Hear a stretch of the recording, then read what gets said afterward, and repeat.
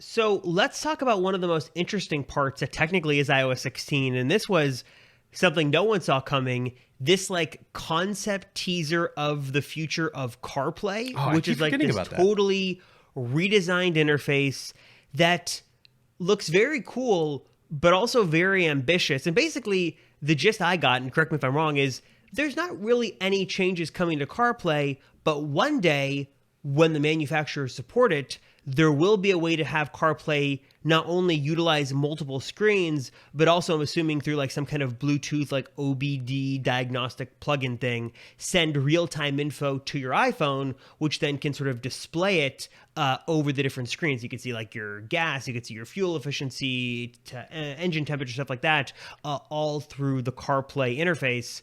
What were your thoughts when they showed off this? Because this was not rumored at all. No, this completely flew under the radar. And honestly, I keep forgetting that it's a thing because, like you said, it's not really a thing yet.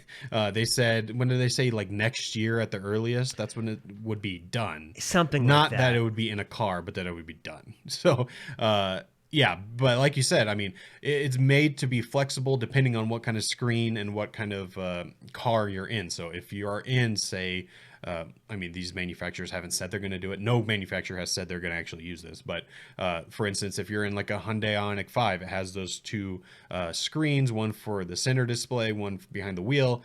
Well, instead of just being CarPlay in the middle, you can then take over your driving profiles. Or if you're in like a Mercedes S-Class with the, what do they call it? It's like the mega screen thing that's it's got the huge screen in the middle. It's got one for the passenger. It's got one for the driver. And there's just like, it's like a mega screen. It's huge. Well, this new CarPlay would actually be able to adapt to a screen like that even.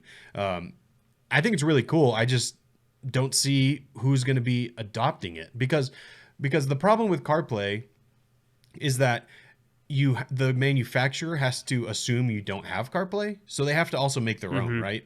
So unless they like pair an iPhone with your phone, like when you buy the car, it comes with an iPhone or something. They're still going to have to make their own for all the RPMs for your, if you have an EV, for your electric charge, for your speed, all those things. They're still going to have to make their own because they can't assume that you have an iPhone. So if they're already going to do that, then why go through the trouble of integrating this? Although if it's like CarPlay, then maybe it's not that hard to do, so they'll just do it anyway. I don't know.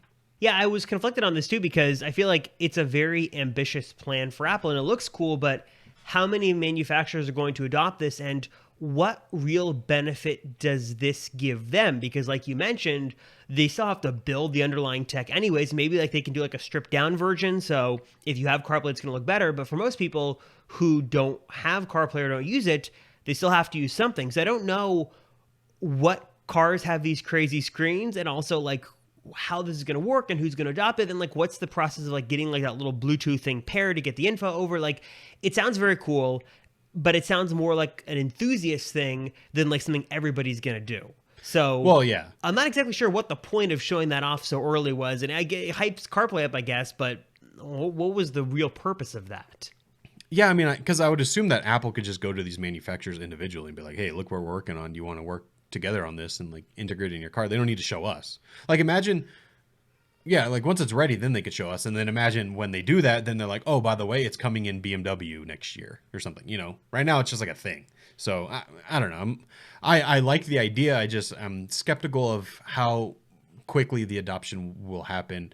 But I guess like even if they don't end up, you know, if manufacturers like don't end up giving over the actual information of the car, like the speed and all that, then I guess there's still new stuff in the actual CarPlay interface itself. Because there's like there's different music controls. It's just like a different design. So I guess that's good. So there is going to be some kind of update to CarPlay, even if you don't do the whole like shebang, like the whole thing.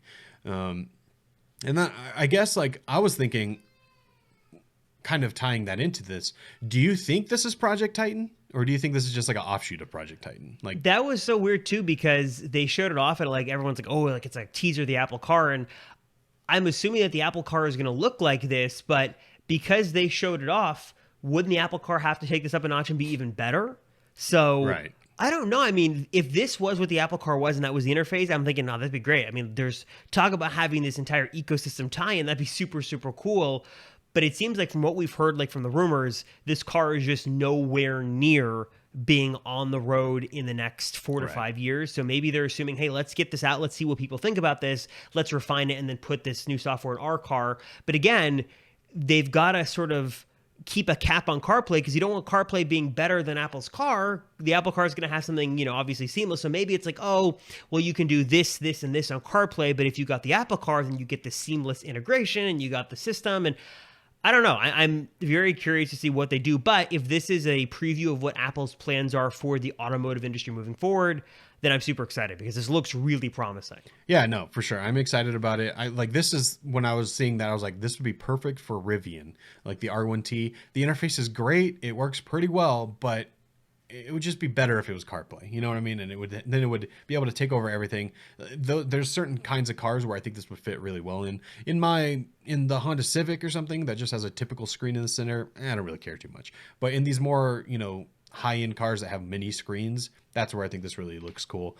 I just don't think it's going to happen anytime soon because these brands want to.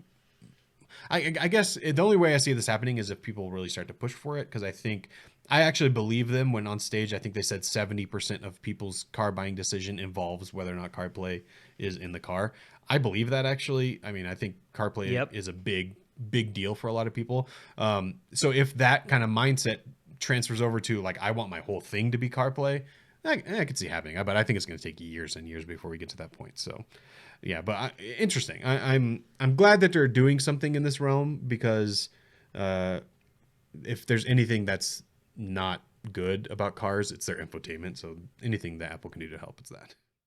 Hey, you made it to the end of this Apple Circle podcast clip, but there is a full episode. So if you want to listen to that, click the video over here. You can watch the entire thing. Or if you're someone who just wants to listen in your headphones, we have the audio version, of course. Links for that, where you can subscribe and listen in your favorite audio podcast player, is down below. And last but not least, the Apple Circle channel, where we have many videos covering everything Apple, is also linked down below. So be sure to check that out and get subscribed.